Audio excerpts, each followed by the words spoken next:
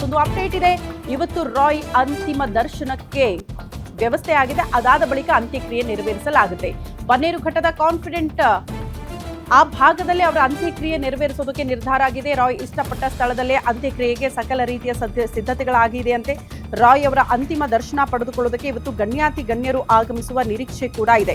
ಸಾವಿರಾರು ಸಂಖ್ಯೆ ಜನ ರಾಯ್ ಅಂತಿಮ ದರ್ಶನ ಪಡೆಯುವ ಹಿನ್ನೆಲೆ ಬೆಳಗ್ಗೆ 8 ಗಂಟೆ ಬಳಿಕ ಅಂತಿಮ ದರ್ಶನಕ್ಕೆ ವ್ಯವಸ್ಥೆಯನ್ನು ಮಾಡಲಾಗಿದೆ. ಕಾನ್ಫಿಡೆಂಟ್ ಕ್ಯಾಸ್ಕೆಟ್ನಲ್ಲೇ ಬಿಗಿ ಪೊಲೀಸ್ ಬಂದೋಬಸ್ತನ್ನು ಕೈಗೊಳ್ಳಲಾಗಿದ್ದು, ಓರ್ವ ಡಿವೈಎಸ್ಪಿ, 3 ಇನ್ಸ್ಪೆಕ್ಟರ್, 5 ಸಬ್ ಇನ್ಸ್ಪೆಕ್ಟರ್ಗಳನ್ನ ನೇಮಕ ಮಾಡಲಾಗಿದೆ. ಬಂದೋಬಸ್ತ್ ವಿಚಾರಕ್ಕೆ ಸಂಬಂಧಪಟ್ಟಂತೆ 1 ಕೆಎಸ್ಆರ್ಪಿ ತುಕಡಿ ಸೇರಿದಂತೆ ಒಟ್ಟು 100ಕ್ಕೂ ಅಧಿಕ ಮಂದಿ ಪೊಲೀಸರ ನಿಯೋಜನೆಯಾಗಿದೆಯಂತೆ. ಸ್ಥಳದಲ್ಲಿ ಭದ್ರತೆಯ ವಿಚಾರಕ್ಕೆ ಸಂಬಂಧಪಟ್ಟಂತೆ ಅವರ ನೆಚ್ಚಿನ ಜಾಗ ಬನ್ನೇರುಘಟ್ಟದ ಬಳಿ ಇರುವ ಕಾನ್ಫಿಡೆಂಟ್ ಕ್ಯಾಸ್ಕೆಟ್ನಲ್ಲಿ ಅಂತ್ಯಕ್ರಿಯೆ ನೆರವೇರಿಸಬೇಕು ಅಂತ ಕುಟುಂಬಸ್ಥರು ನಿರ್ಧಾರ ಮಾಡಿದ್ದಾರೆ. ಕಾರಣ ರಾಯ್ ಅವರ ಅಚ್ಚುಮೆಚ್ಚಿನ ಜಾಗ ಆಗಿತ್ತು ಅಂತ.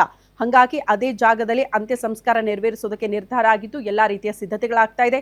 ಬಟ್ ಅದಕ್ಕೂ ಮುನ್ನ ಗಣ್ಯಾತಿ ಗಣ್ಯರು ಬಂದು ಅವರು ಅಂತಿಮ ದರ್ಶನ ಪಡೆದುಕೊಳ್ತಾರಂತೆ. ಹಾಗಾಗಿ ಅದಕ್ಕೆ ಬೇಕಾಗಿರುವ ವ್ಯವಸ್ಥೆಯನ್ನು ಕೂಡ ಇವತ್ತು ಮಾಡಿಕೊಳ್ಳಲಾಗಿದೆ.